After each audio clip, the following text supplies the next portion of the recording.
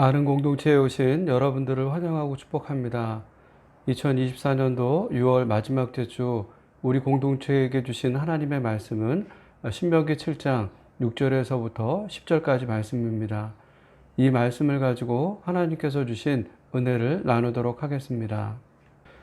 하나님께서 우리를 자녀 삼으시기 위해 부르시는 것을 소명이라고 합니다.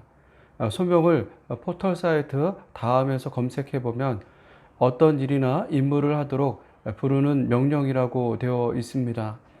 이 말처럼 하나님은 우리를 부르실 때 하나님의 자녀로 삼으시기 위해서이기도 하지만 하나님께서 우리를 통해서 하시기를 원하시는 일들이 있어서 우리를 부르셨습니다. 이것을 또 다른 말로 사명, 맡겨진 임무라고 합니다. 하나님께서 택하셔서 자녀 삼은 우리들은 모두 소명과 사명의 자리에 서 있습니다. 그렇게 우리가 이 땅을 살아가는 동안 소명과 사명의 자리가 무엇인지를 알고 그것을 이루기 위해 주님의 뜻을 알아가는 것은 너무나도 중요합니다. 오늘 모세는 신명기 7장의 말씀을 통해 출애굽 2세대도 하나님께서 그들을 부르신 소명과 사명의 자리가 있다라고 말하고 있습니다. 출애굽 2세대의 소명과 사명은 무엇입니까? 출애굽 2세대는 하나님께서 그들의 조상에게 하셨던 약속을 성취하는 자들로 부르셨습니다. 하나님께서 출애굽 2세대의 조상들에게 하셨던 약속은 우리가 잘 알고 있는 것처럼 가나안을 정복하고 차지해서 하나님의 나라를 세우는 것에 있습니다.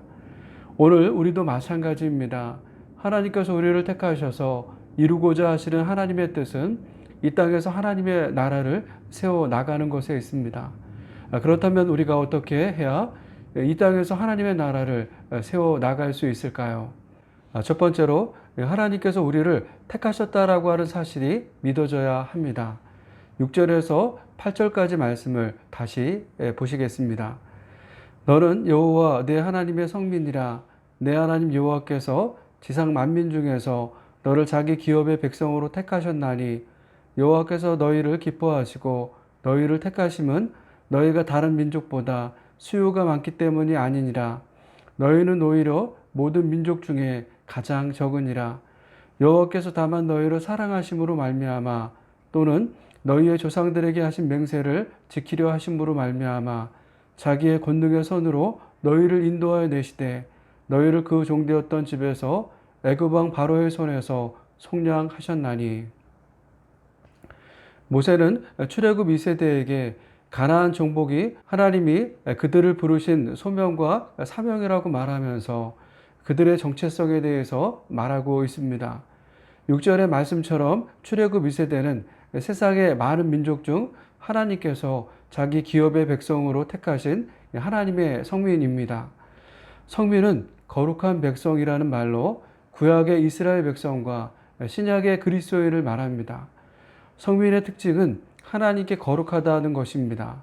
그러면서 성민은 하나님의 사랑으로 선택되고 구속되어 하나님의 소유가 된 사람들을 말하며 하나님의 증인과 종으로 부름을 받은 사람입니다. 이처럼 모세는 출애굽 2세대가 하나님의 증인과 종으로 부름을 받은 하나님의 성민이라고 했습니다.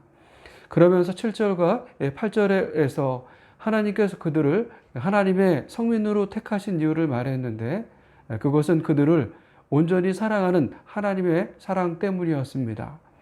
하나님께서 그들을 사랑하신 것은 그들이 다른 민족들보다 수가 많아서가 아니었습니다. 하나님께서 그들을 사랑하신 것은 오히려 모든 민족 가운데서 수가 가장 적었기 때문이었습니다. 하나님은 언제나 우리를 택하실 때 우리가 탁월하고 돋보여서 택하신 것이 아닙니다. 오히려 그렇지 않은 우리를 택하셔서 세상을 부끄럽게 하며 우리로 자랑하지 못하게 하십니다. 이러한 사실을 사도 바울은 고린도전서 1장 26절에서 29절에서 다음과 같이 말했습니다. 형제들아 너희를 부르심을 보라. 육체를 따라 지혜로운 자가 많지 아니하며 능한 자가 많지 아니하며 문벌 좋은 자가 많지 아니하도다. 그러나 하나님께서 세상에 미련한 것들을 택하사 지혜 있는 자들을 부끄럽게 하려 하시고 세상의 약한 것들을 택하사 강한 것들을 부끄럽게 하려 하시며 하나님께서 세상의 천한 것들과 멸시받는 것들과 없는 것들을 택하사 있는 것들을 폐하려 하시나니 이는 아무 육체도 하나님 앞에서 자랑하지 못하게 하려 하심이라. 그렇다면 생각해 보십시오. 모세는 왜 가나안 정복을 앞둔 출애굽 2세대에게 그들이 하나님의 성민이라는 정체성에 대해서 말하고 있을까요? 그것은 출애굽 2세대가 이러한 정체성을 가지고 있지 않으면 그 땅을 정복하는 과정에서 겪게 되는 일들로 인해서 넘어질 수 있기 때문이었습니다. 출애굽 2세대가 정복해야 할 가나안 땅은 이미 일곱 족속이 강력하게 자리 잡고 있었습니다. 1절의 말씀처럼 헷 족속, 기르가스 족속, 아모리 족속, 가나안 족속, 브리스 족속, 히위 족속, 여부스 족속 이렇게 일곱 족속이 있었습니다. 그들은 병사의 수가 많았고 군사력이 이스라엘보다 강했습니다. 출애굽 1세대는 이 일곱 족속을 보고 그들은 거인이고 자신들은 메뚜기와 같다고 했습니다. 출애굽 1세대는 메뚜기 정체성 때문에 가나안 땅을 밟지도 못했습니다. 이러한 아픔이 있었기에 모세는 출애굽 2세대에게 가나안 정복은 그들의 소명과 사명이라고 말하면서 그들의 정체성을 말했던 것입니다. 출애굽 2세대는 메뚜기가 아닙니다. 그들은 하나님께서 가나안 정복을 위해 부르신 하나님의 성민입니다. 이러한 정체성으로 무장하지 않으면 일곱 족속을 보고 그들도 물러설 수 있습니다. 그래서 모세는 출애굽 2세대가 가나안 땅을 정복하는 과정에서 반복된 실수를 하지 않으려면 이 정체성이 분명해야 한다라고 했던 것입니다. 오늘 우리도 마찬가지입니다. 우리가 어디에 있던 하나님이 택하신 성민이라고 하는 사실이 분명하면 그곳에서 이루고자 하시는 하나님의 뜻을 위해 앞으로 나아갈 수 있습니다. 이 믿음이 분명하지 않으면 우리도 물러설 수 있습니다. 아는 교회는 2024년에 시작된 예배 공동체입니다. 집을 이사하면서 아는 교회를 온라인과 가정교회로 시작하게 되었습니다. 가정에서 교회를 시작한다라고 하면 의아해하는 분들이 많이 있습니다. 하지만 교회마다 역사를 들여다보면 현재는 대형 교회로 자리 잡은 교회라도 처음 시작은 가정에서 시작된 교회가 많습니다. 대표적인 교회가 온누리교회, 사랑의 교회, 오륜교회 등 많은 교회가 가정에서 시작해서 성장한 교회들입니다. 하나님은 저에게도 이 마음을 주셔서 가정에서 교회를 시작하게 되었습니다. 가정교회는 영혼을 구원하기 위해 뛰어넘어야 할 장벽이 많이 있습니다. 우선 교회라는 장벽이 믿지 않는 자들에게 큰 장벽이 됩니다. 그러면서 가정이라는 울타리와 주일 오후 2시라는 예배 시간의 장벽을 넘는 것도 쉽지 않은 일입니다. 그럼에도 이 모든 장벽과 울타리를 넘어 아는 교회 공동체에 들어왔는데 또 다른 벽을 만날 수 있습니다. 준비된 예배를 통해 그들이 이곳에 하나님의 임재를 경험하는 것입니다. 기대하고 왔는데 기대와 다르면 뿌리를 내릴 수 없습니다.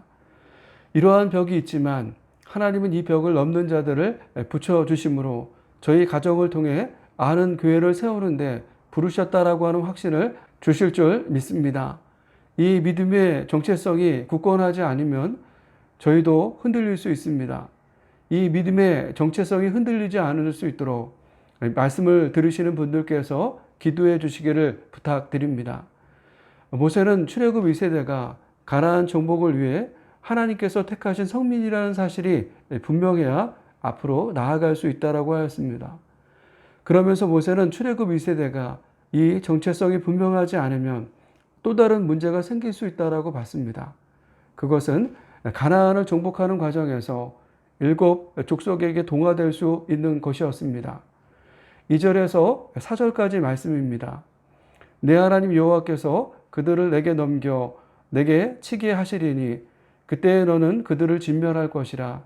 그들과 어떠한 언약도 하지 말 것이요 그들을 불쌍히 여기지도 말 것이며 또 그들과 혼인하지도 말지니 내 딸을 그들의 아들에게 주지 말 것이요 그들의 딸도 내 며느리로 삼지 말 것은 그가 내 아들을 유혹하여 그가 여호와를 떠나고 다른 신들을 섬기게 하므로 여호와께서 너희에게 진노하사 갑자기 너희를 멸하실 것임이니라. 하나님은 가나안을 정복할 때 일곱 족속을 진멸하길 원하셨습니다.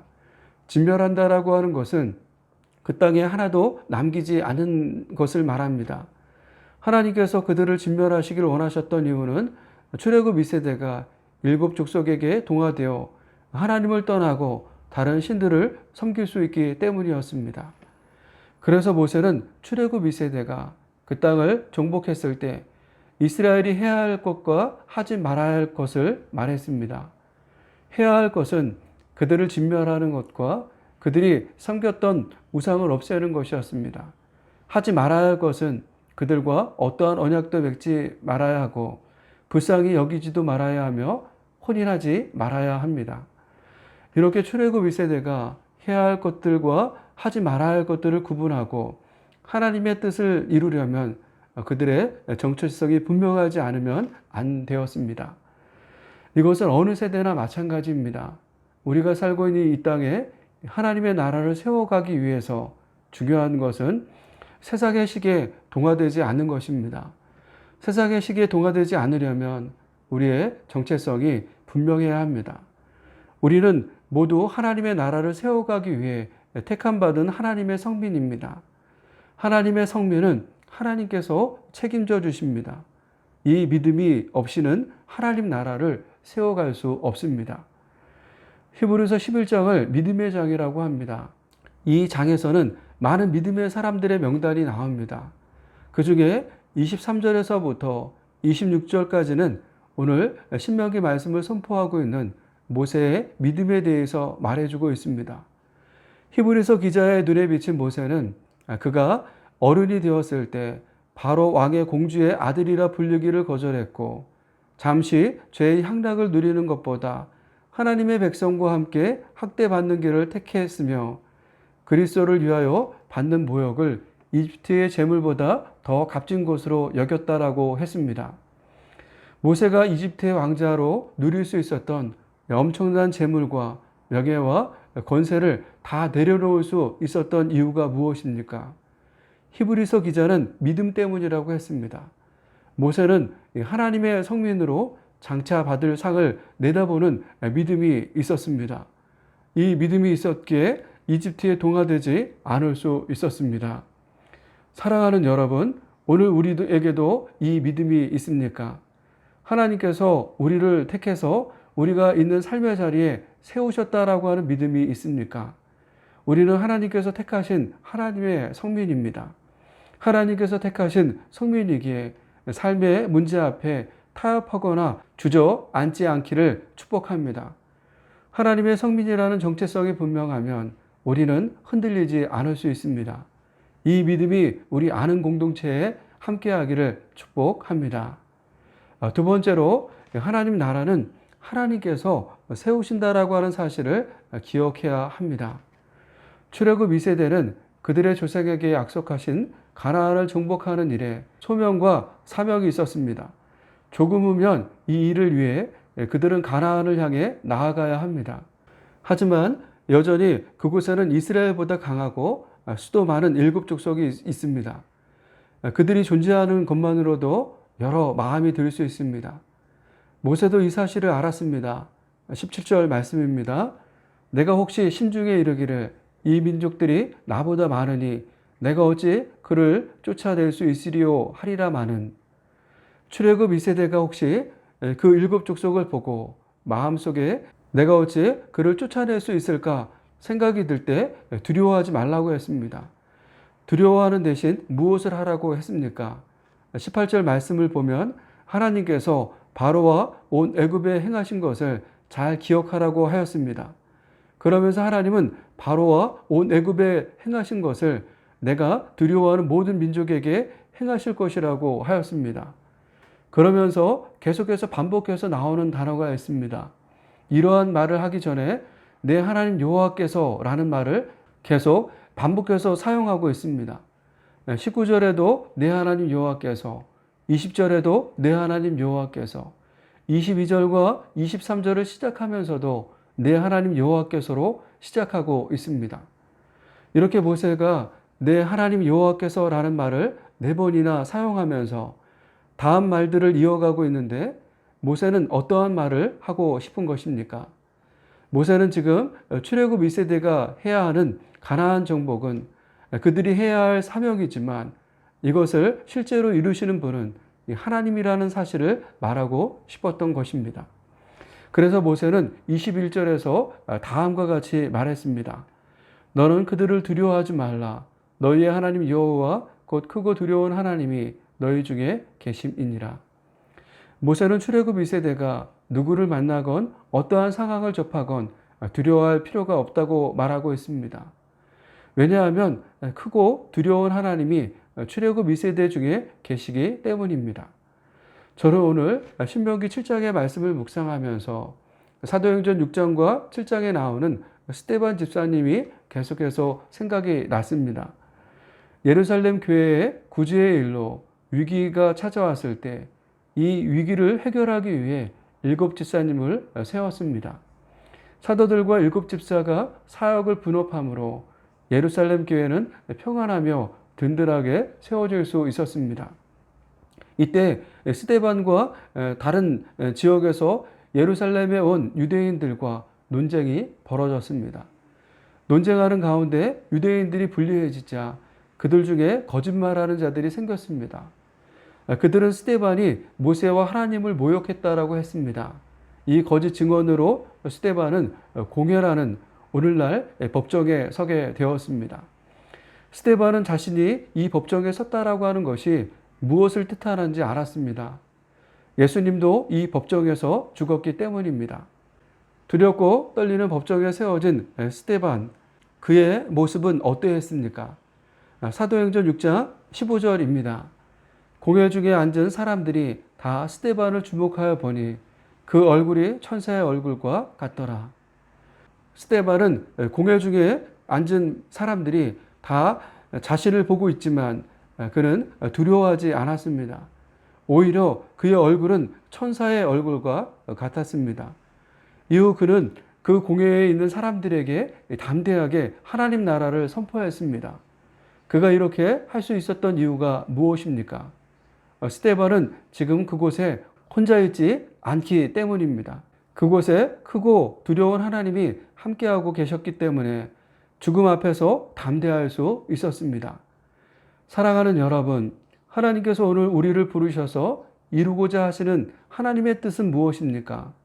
각자를 부르신 자리는 다르지만 하나님이 우리를 그 자리에 부르신 것은 지금 여러분이 있는 곳에서 하나님 나라를 세우기 위함입니다. 이 일은 우리가 잘할 수 있어서 부르신 것이 아닙니다. 오히려 부족함에도 하나님은 우리를 사랑해서 부르셨습니다. 이 부르심이 두렵고 떨리지만 우리가 담대할 수 있는 것은 하나님이 우리와 함께 하시기 때문입니다. 이 믿음으로 우리에게 맡겨진 사명을 성취하는 아는 교회가 되기를 축복합니다.